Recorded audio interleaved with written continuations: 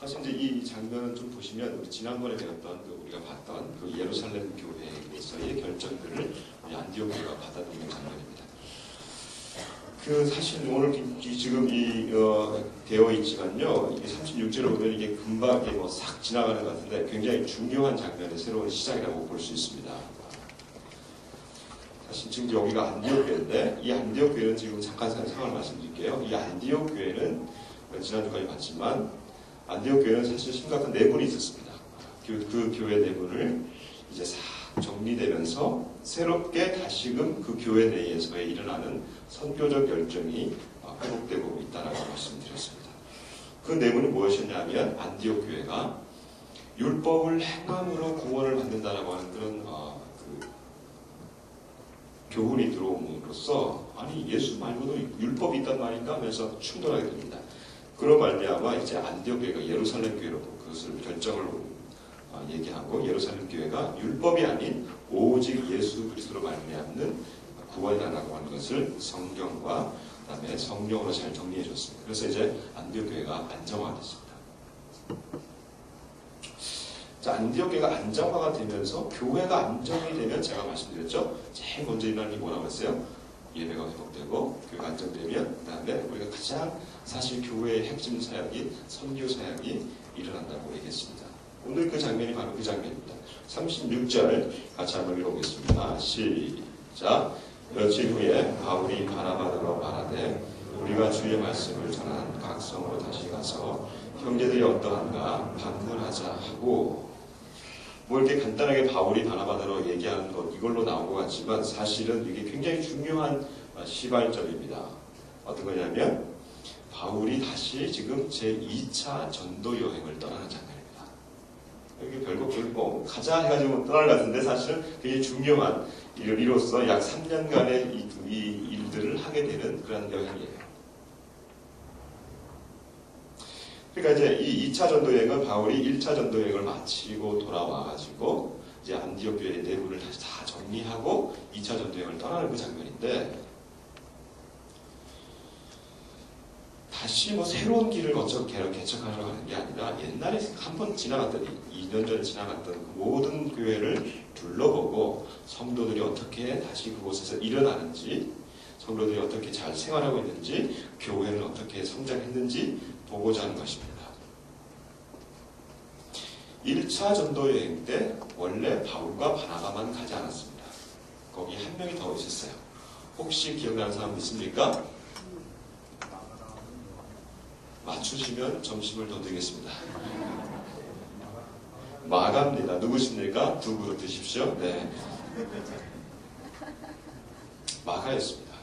근데 이 마가가 구부로까지 갔다가 그곳에서 원래 오늘 이제 PPT를 보여드리려고 했는데 오늘 좀 이 영상이 좀 안 돼요. 그래서 다음 주에 오시면 제가 보여드릴게요.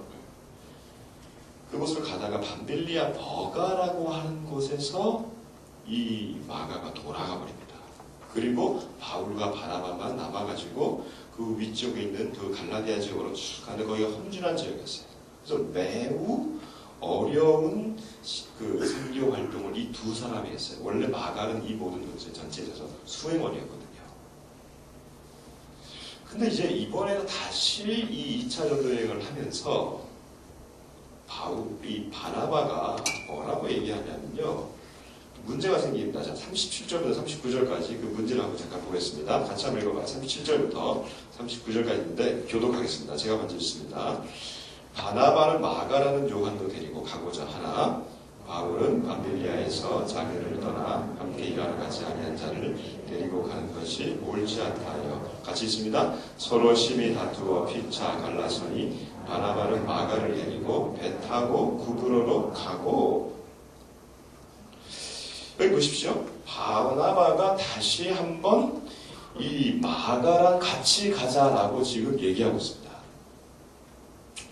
그러니까 이 마가를 다시 데려가? 그때 옛날에 우리를 떠난 마가를 데려가? 라고 하면서 지금 바울이 심한 거부감을 표출했는데 얼만큼 표출했냐면 둘이 심히 다투어 바울은 이 사람은 안 된다. 왜냐? 이미 한 번 우리를 떠났던 사람이고 이 사람 때문에 우리가 얼마나 고생했냐.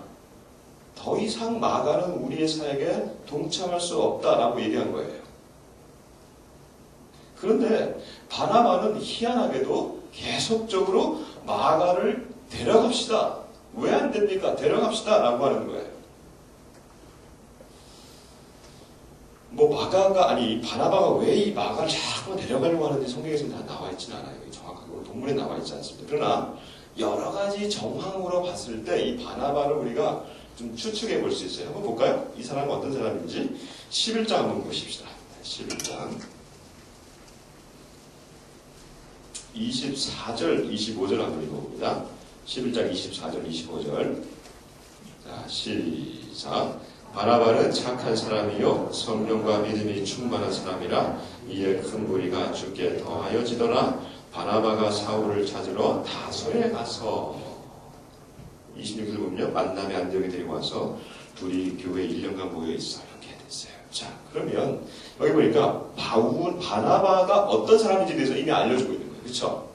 바나바는 착한 사람이고 그렇다고 해서 바울이 나쁜 사람 아닙니다. 지금 여기서 착한 사람이라고 하는 것은 주로 이 사람을 man of encouragement가 하는데 격려하는 자나 내지는 위로하는 자다. 위로자라고 표현되지도 않다면 무슨 말이냐면 이 바나바는 이 사람 중심의 사람이에요. 사람 좋아하는 사람들 있죠. 여기. 근데 바울은 어떤 사람이냐면 일 중심 사람이에요. 결과로 딱 봐가지고 마가 이 사람 때문에 일이 틀어졌어. 안 돼. 바나바 그래도 세컨 찬스는 줘야 되지 않습니까? 여러분은 바나바 편입니까? 바울 편입니까? 자, 눈 감아보세요. 제가 여러분들한테 우리 북사랑의 이 성향을 한번 파악해보고 싶습니다. 자, 눈 감아보세요. 자, 바나바 손들어 보십시오. 세컨 찬스를 줘야 됩니다. 바나바. 오케이. 그래서 내리세요. 바울 손들어 보세요. 바울입니다. 역시 우리는 조금 이 사람 중심의 사람이에요. 좋아요. 저도 좋아합니다.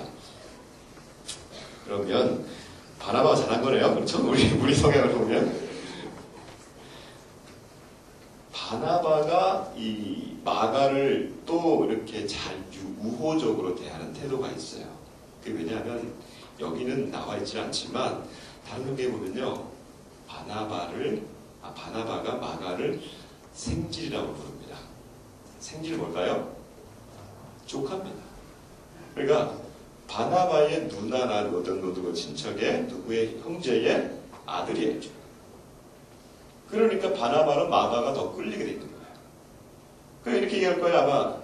아마 바울 선생 애가 아직 어리지 않습니까? 마가 어리거든요. 어리지 않습니까? 그 어린애가 우리 따라와가지고 얼마나 힘들었겠어요.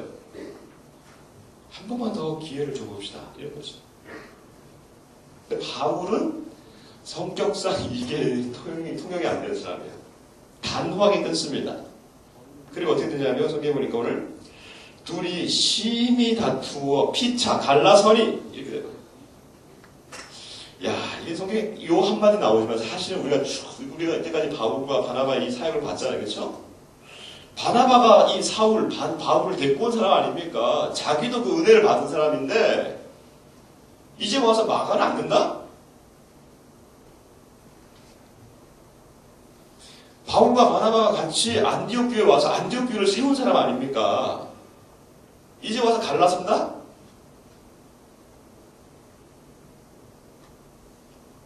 (1차) 전도여행을 약 2년간 이들이 같이 다니면서 죽을 고비를 넘겼고, 아니 실제로 죽었습니다. 한 번은 동지인데도 갈라선다? 이 일 후에요, 바나바와 바울은 완전히 갈라서 버렸습니다. 그리고 바나바는 사도행전에서는 나오지 않습니다. 아니 모든 사역에서 이 바나바의 사역은 안 나옵니다. 모든 이 바울의 사역만 사도행전에 나오고 그 이후에도 모든 이 서신서를 보면 바울의 사역만 나옵니다. 근데 우리는 지금 바나바가 잘못했고 바울이 잘못했고 이걸 따질 수 없어요. 성경도 그렇게 얘기하고 있지 않아요. 그냥 단순하게 이들의 다툼에 대해서만 얘기하고 있습니다. 바나바는 그래서 마가를 택하고 구브로라고 하는 섬으로, 키프로스라는 섬으로 갔어요. 그리고 지금 이 바울은 바나바와 헤어지고 난 다음에 새로운 만남을 가지게 됩니다. 그 만남이 오늘 읽었던 두 사람입니다. 첫 번째 사람이 누구냐면 40절을 한번 읽어보겠습니다. 40절 시작. 바울은 신라를 택한 후에 형제들에게 주의 은혜에 부탁함을 받고 떠나. 첫 번째 사람은 신라입니다. 첫 번째 만남은 신라와의 만남입니다. 새로운 만남은 아니에요. 원래 알고 있던 사람입니다.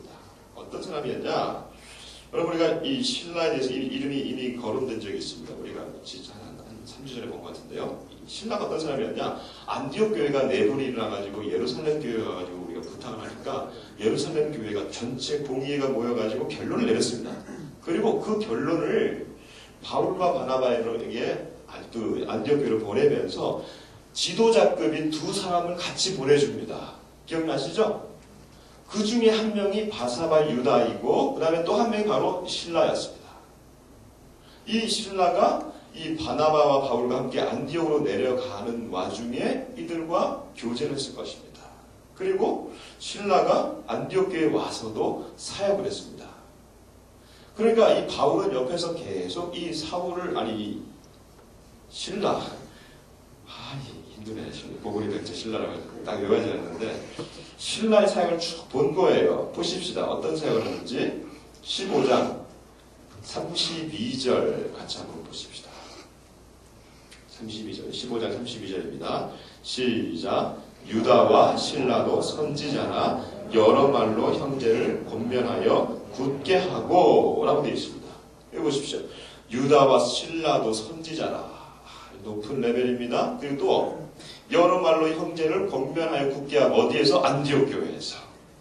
지금 안디옥 교회에서 이 신라가 사역하는데 많은 사람들이 지금 위로를 받습니다. 그러니까 지금 옆에서 그것을 보고 있던 이 바울이 이 사람이라면 이 사람들 이 정도의 능력과 사역적 능력과 믿음이라면 오히려 저 예송이인 마가보다는 더 든든한 동역자가 되겠구나라고 하면서 신라에게 마음이 가 있는지도 모르겠어요. 그만큼 신라는 굉장히 사역적 능력이 탁월한 사람이고 믿음이 강건한 사람이에요. 나중에 우리가 보겠지만 16장 이후에 보면 이 사울과 바울이 이 신라와 바울이 실제로 옥에 갇힙니다. 복음 전하다가. 옥에 갇혔는데 밤중에 둘이서 찬송을 부릅니다. 그때에 옥문이 열리는 그런 놀라운 경험을 하게 하는 사람 바로 신라입니다. 그 신라를 만나게 되는 거죠. 그러니까 어쩌면 이 바울에게 신라는 굉장한 바나바의 그 빈자리를 채워줄 수 있는 사람이었어요. 또 한 사람이 나옵니다. 두 번째 보니까 이 사람은 어떤 사람이냐면 바울의 서신서에 항상 등장합니다. 근데 이 바울의 서신서에 등장하는데 오늘 첫 번째 만났던 그 사람과 함께 등장하는데요. 고린도후서 한번 볼까요? 나오는 걸 좀 찾아보죠. 왜냐하면 이 사건들이 사도행전의 사건이 나중에 이 서신서에 다 기록이 되어 있기 때문에 그래요. 고린도후서 1장 19절. 이 사람들의 이름은요. 서신서 편지에는 거의 초반부에 나옵니다. 그러니까 1장 19절 한번 보시면요. 같이 한번 읽어봅니다. 시작. 우리 곧 나와 실루아노와 디모데로 말미암아. 여기까지. 여기 실루아노 나오죠? 이 사람이 신라로 알고 있습니다. 데살로니가 전서 하나만 더 찾아봅시다. 후서에도 나오는데 데살로니가 전서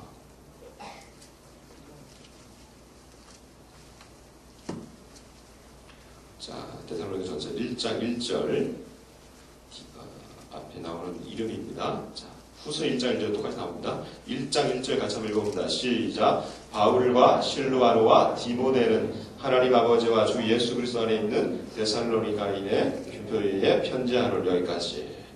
바울과 실루아노와 누구예요? 디모데. 이 세 사람이 나오는데 그 마지막 세 번째 사람을 이 바울이 만나게 되는 겁니다. 디모데. 디모데가 누구냐? 성경에 보니까 이렇게 돼 있어요. 16장 1절 읽어보는 게 더 좋을 것 같은데요. 1절 다시 한번 돌아와서 사도행전 16장 1절을 읽습니다. 시작. 바울이 더베와 루스라에도 이름에 거기 디모데라는 제자가 있으니 그 어머니는 믿는 유대 여자요 아버지는 헬라인이라. 디모데를 만납니다. 이 디모데가 누구냐? 바로 인종적으로는 섞여 있는 인종이에요. 엄마는 유대인이고 아버지는 헬라인입니다. 그리스 계열입니다.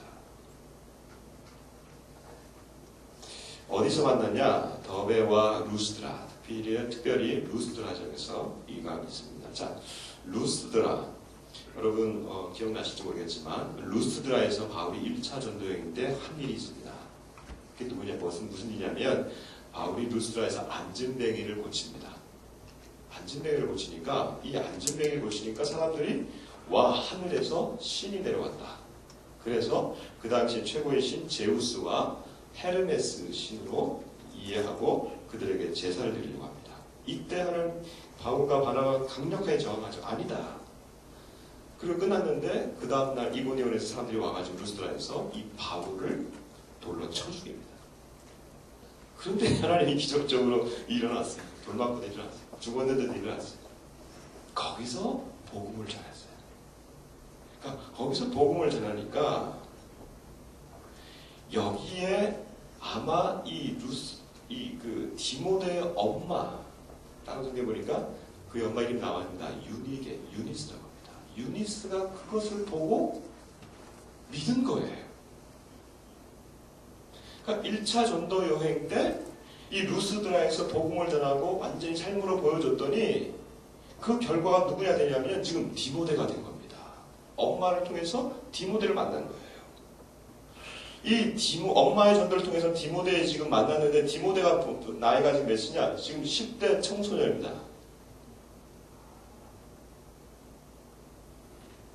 그러니까 바울에게는 이 디모데는 굉장히 어린 아이죠. 청소년? 그 당시 청소년 있었는지 모르겠지만 아마 거의 청년이었겠죠. 그러니까 디모데 같은 지금 그런 나이면 지금 바울에게는 사실은 함께하기 어려운 사람이에요.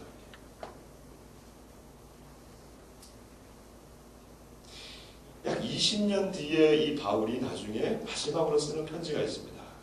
그게 누구한테 보내냐면 디모데에게 보낸다 가지고 디모데 전서 후서가 됩니다.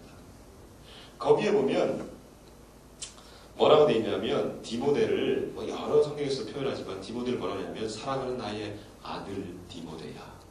그러니까 아들뻘이에요. 얼마나 어리냐? 디모데 후서 3장 11절에 보면요.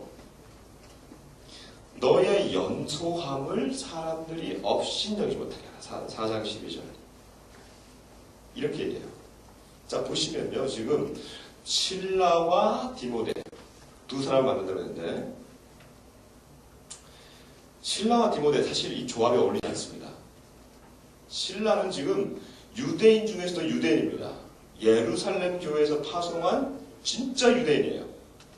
그러나 지금 디모데는 인종적으로 엄마가 유대인이고 아빠가 헬라인이기 때문에 이 사람은 지금 믹스 매니지예요. 그러니까 국제 결혼이에요. 국제 결혼에서 나온 어떻게 혼혈입니다. 물론 그 당시에 엄마가 유대인이면 그 자녀는 유대인으로 인정해줬습니다. 그런데 디모데가 할례를 받지 않은 걸 봤을 때 이 사람은 지금 유대인의 정체성은 없어요.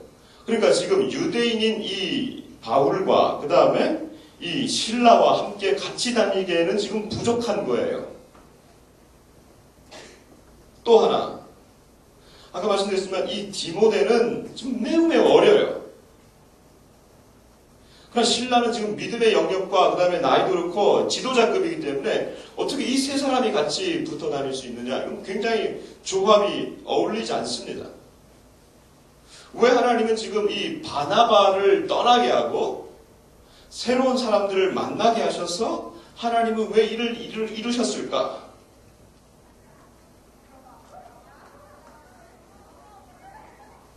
바나바가 잘못한 것입니까? 바울이 잘못한 것입니까? 성경을 보니까 거기에 대해서 말씀하지 않아요. 그냥 평범하게 그들이 피차 갈라섰다라고 얘기해요. 그러나 이 이면에는 만남과 헤어짐의 그 이면에는 전적으로 하나님이 개입되어 있다고 하는 사실을 우리가 믿어야 되는 겁니다. 왜냐하면 이들이 지금 갈라쓰고 난 다음에 새로운 만남을 통해서도 그렇지만 이들이 각자 어느 길을 갔느냐 이거예요. 바나바가 마가를 데리고 그냥 안디옥 교회에 주저앉은 게 아니에요. 바나바와 마가의 팀은 어디로 갔냐면 구브로로 갔습니다. 구브로도 원래 1차 전도여행에 있었던 곳이었어요. 그러니까 그들은 구브로로 향해서 새로운 사역지를 향해서 갔고 새로운 선교 사역을 위해서 갔고 이 지금 바울과 디모데와 실라는 또 새로운 사역을 향해서 나아가고 있는 것입니다. 그러니까 이것이 지금 이 사건을 이해하는 데 중요한 배경입니다. 왜냐하면 지금 이 바울과 바나바 이들이 갈라지고 있는 이 시점에는요 선교사역 즉 하나님의 나라의 활동이 활발한 시대가 아니에요. 성경에 지금 안디옥 교회만 나와 있지 전 세계적으로 봤을 때 이것은 매우 미약한 아니요 초기 단계입니다. 이제 막 안디옥 교회를 통해 가지고 일어나기 시작하는 이 선교 여행과 선교 운동이 막 일어나고 있는데 그것도 겨우 이제 안디옥 교회 내부를 정리하고 일어나고 있는 시기입니다. 그러니까 바울과 바나바가 지금 갈라진다? 너무 어려운 일이에요. 그러면 어떻게 되는 거예요? 누가 봤을 때는 바울과 바나바가 나눠지면 이게 끝인 것처럼 보여요.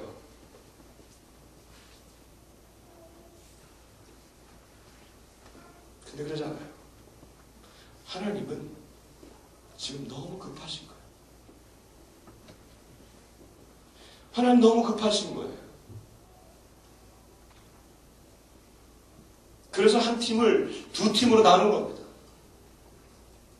바나바는 마가와 짝을 하게 하고 바울은 또 다른 사람 실라와 디모데를 만나게 해서 한 팀이었던 것이 두 팀으로 나뉘면서 지역도 달라지면서 하나님 일을 하게 하는 거예요.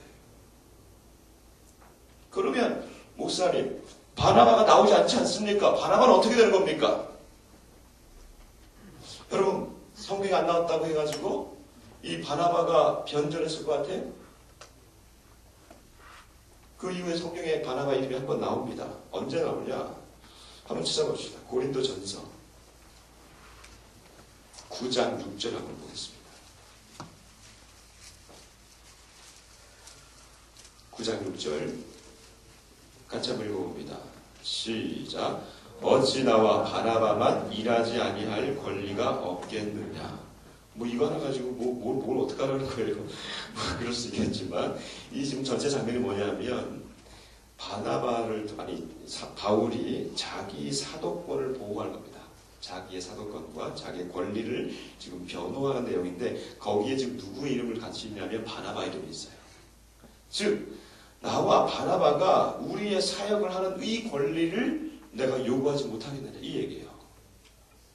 그러면 무슨 말이냐면 바나바도 여전히 그 사역을 하고 있다는 거예요. 우리 어디서 알 수 있냐? 고린도전서를 쓴 이 시기가 언제냐면 요 일 있고 난 다음에 헤어지고 난 다음에 약 쓰고 있는 이 시기가 약 7년 뒤입니다. 우리가 여기서 추측할 수 있는 것은 바나바가 여전히 그의 길을 갔어도 여전히 바나바는 그의 일을 하나님이 주신 그 일을 계속하고 있었다는 것을 알 수 있어요. 지금 우리가 볼 때 바나바와 바울이 나눠지면서 서로 감정적으로 크게 다퉈가지고 나눠진 것 같은데 그들에게는 거대한 목표가 있었고 하나님은 그 목표를 뒤에서 사용하신 거예요.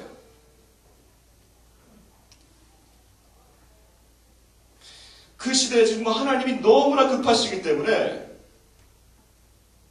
하나님이 이들의 다툼을 통해서라도 하나님의 나라가 계속 확장되어지기를 원하시고 계시다는 것입니다.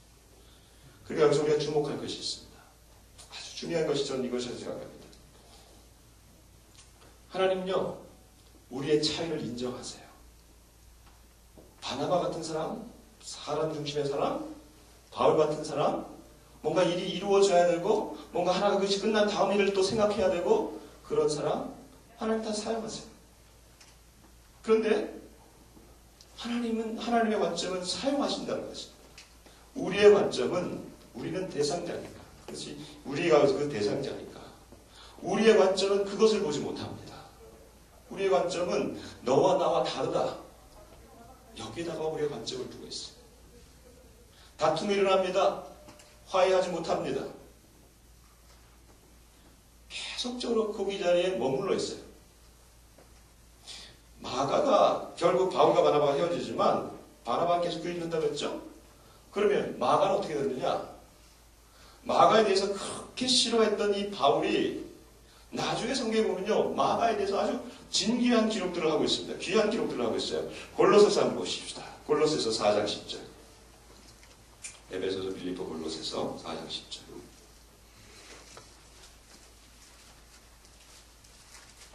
여기에 얘기 나오는데요. 4장 10절 한번 봅시다. 두 군데 찾겠습니다. 4장 10절과 디모데후서 갑니다. 시작. 나와 함께 갇힌 아리스다고와 바울의 생질 마가와 이 마가에 대하여 너희가 명을 받았으며 그가 이르거든 영접하라. 여기 보면요, 마가에 대한 얘기 나옵니다. 그렇죠? 그가 이르거든 영접하라. 나와 함께 갇힌 마가. 그 다음에요, 디모데후서로 가봅시다. 마지막에 쓴 편지입니다. 디모데후서 4장 10절에서 11절 같이 한번 읽어봅니다. 10절에서 11절 346페이지인데요. 시작. 데바는 이 세상을 사랑하여 나를 버리고 데살로니가로 갔고 그레스게는 갈라디아로 디도는 달마디아로 갔고 누가가 나와 함께 있느니라. 내가 올 때에 마가를 데리고 오라. 그가 나의 일에 유익하니라. 아멘. 와, 이런 거는 이제 와우 해줘야 됩니다. 왜 그러냐면 아까 마가를 그렇게 싫어했거든요. 마가 때문에 안 된다 그랬거든요. 그런데 지금 이 일이 있고 난 다음에 이 디모데후서는 약 한 20년이 좀 안 될 정도가 지나고 난 다음에 쓴 편지, 마지막 편지예요. 이 편지를 쓰고 난 다음에 그 바울은 로마에서 목이 잘려 순교당합니다. 그러니까 인생의 마지막에서 지금 그가 어떻게 얘기하고 있느냐? 마가를 데리고 오라. 마가가 너무너무 필요하다. 나한테 유익하다라고 얘기하고 있는 거예요. 즉 지금 바울과 바나바가 헤어지는 그 장면이 너무 다툼이 크고 많은 것 같지만 하나님은 그 다툼을 이용하셔서 당신의 사역으로 나아가게 하신다는 거예요.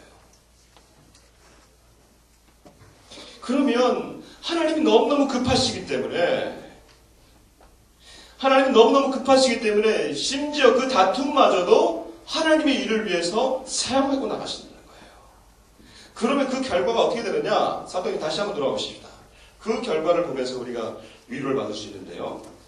사도행전 15장 41절 두 군데를 보겠습니다. 41절 본문에 들어옵니다. 시작. 수리아와 길리기아로 다니며 교회들을 견고하게 하니라. 아멘. 16장 5절 봅니다. 시작. 이에 여러 교회가 믿음이 더 굳건해지고 수가 날마다 늘어가니라. 아멘. 지금 이 바울의 사역의 그 결과들만을 얘기하고 있습니다. 그러나 아마 분명히 바나바도 그 사역들이 일어났을 거예요. 마가와 함께. 지금 무슨 말이냐?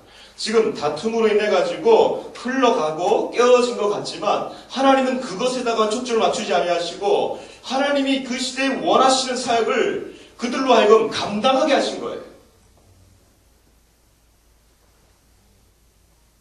교회가 더 세워지고 교회가 수가 많아지고 하나님 나라가 점점 왕성해지는 것을 결과적으로 볼 수가 있습니다. 여러분은 어떻습니까? 우리는 지금 영적으로 참 어려운 시대를 살고 있습니다. 특별히 우리가 속해 있는 이곳은 매우 어려운 시간들을 지금 저희가 보내고 있습니다. 많은 교회들이 지금 무너지고 갈라지고 싸우고 다투고 너무나 힘든 시기를 지금 우리가 살아가고 있어요. 그 때문에 너무나 가슴이 아픕니다. 서로의 차이를 인정할 수가 없습니다. 너무 분열하고 힘들어하고 있어요. 그날 오늘 본문을 통해서 저는 우리에게 새로운 시각이 회복되었으면 좋겠다는 생각이 듭니다. 그럼 어떤 시각이냐면 바로 선교적 시각이에요. 차이를 인정하되 여러분 차이가 있을 수 있잖아요. 생각의 차이, 여러 가지 생각이 다름이 있잖아요. 그러나 그것 가지고 너무 미워하지 말고 하나님이 주시는 이 시대에 하나님이 주시는 새로운 하나님의 방향으로 나아간다면, 근데 우리는 그 자리에 계속 고정되어 있고 다툼과 차이에 고정되어 있다면 우리는 이곳에서 빠져나올 수가 없고 헤어나올 수가 없는 거예요. 하나님이 계속적으로 시대마다 하나님께서 주시는 선교적 시각들이 있고 방향들이 있는데 우리는 그것을 보지 못하고 믿음의 형제와 자매들끼리 그 안에서 서로 다투고 그것 때문에 우리가 고정되고 신앙을 유지하지 못하는 형제자매들을 너무나 많이 보게 됩니다. 그럼 이렇게 얘기할 수도 있어요. 목사님, 오늘날 이렇게 교회가 많고 선교사들이 이렇게 많은데도 불구하고 여전히 우리가 가져야 될 선교적 시각이 있습니까? 많은 교회와 믿음의 지체들이 지금 뭐에 빠져있냐면 선교 피로 증후군에 우리가 쌓여있어요. 그러나 여러분, 저는 이게 단언합니다. 그것은 거짓입니다. 그것은 거짓말이에요. 실제로 바울과 바나바 그 시대에 안디옥 교회는요, 너무나 할 일이 많았어요. 인정합니다. 안디옥 교회를 벗어나면 다 예수를 믿어야 되고 예수를 전해야 되는 대상이었어요. 그러나 교회 역사상 어느 시대에도 한가하게 이러한 사명을 포기할 만큼 우리가 한가한 그런 시대적 상황은 없었다고 하는 것입니다. 오늘 한국교회도 마찬가지. 근데 우리는 마치 상황이 종료된 듯해 모든 눈길을 우리 내부에만 지금 돌리고 있고 그 차이에만 우리가 관심을 두고 있습니다. 오늘날 이 시대에 분명한 선교적 사명이 존재함에도 불구하고 우리의 눈에는 보이지 않는 듯합니다. 제 눈에는 지금 너무나 많이 보이는데, 너무나 분명하게 보이는데 많은 교회와 목회자들에게는 이것이 보이지 않는 것 같습니다. 여러분, 우리 이 시대에 정말 중요한 시대적 사명과 선교적 사명이 뭡니까? 여러분 눈에는 보입니까? 우리의 눈에 보입니까? 저 2천만이라고 하는 그 복음을 듣지 못한 주민들과 백성들이 보입니까? 이게 어떻게 안 보이나요? 휴전선으로 가로막혀서 우리가 못 보니까 못 보는 겁니까? 아니, 통일을 대박이라고 해야지만 경제적 타산을 따지면서 조금씩 관심을 가지는 세상적 물결에 휩쓸려가지고 그때야 교회도 통일이 대박인가 보다 하면서 영적 대박이라 꿈꾸고 있는 이러한 시대를 우리가 살고 있지 않습니까? 과연 우리가 통일시대를 맞이할 수 있는 영성과 실제적 준비가 우리 가운데 있는 것입니까?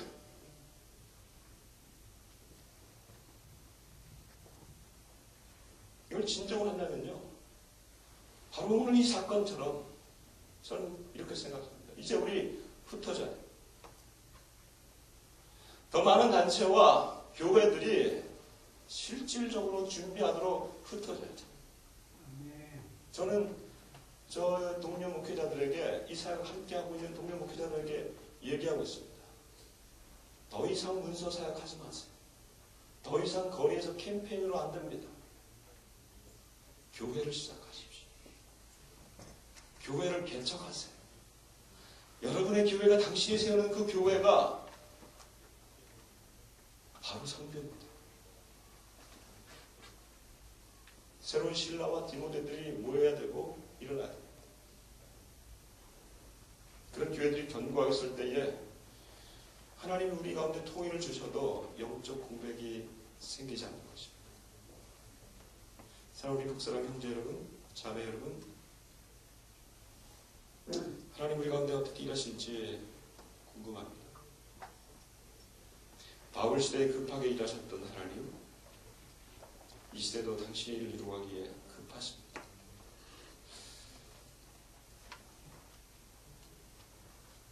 저에게 이런 마음을 주셨습니다. 너무나 급하게 이 마음을 주셨어요. 그래서 제가 거부할 수 없습니다. 이 부분 내가 마지막에 만난다는 것입니다. 오늘 이 시간 우리의 이 마음을 가지고 하나님께 나아가십시다. 이 시대에 너무나 많은 사람들이 교회와 이 많은 사람들이 어려워하고 있습니다. 그러나 그 어려움 가운데 반드시 하나님이 일하십니다. 반드시 하나님이 일하시고 하나님 우리 가운데 회복하기를 원하시는 시각이 있습니다. 바로 하나님의 시각. 이 민족을 향해서 이 사회를 향해서 그리고 교회를 향해서 하나님이 허락하시는 그 시각 우리가 회복하고 나아가겠습니다. 같이 한번 기도할 때에 이 시간 주님 우리로 하여금 눈을 들어서 주의 일을 보게 하십시오. 주의 일을 보게 하셔서 하나님 우리로 하여금 우리의 열심이 아니라 하나님의 열심을 이루게 해주십시오. 같이 한번 기도하면서 나가겠습니다. 기도하겠습니다.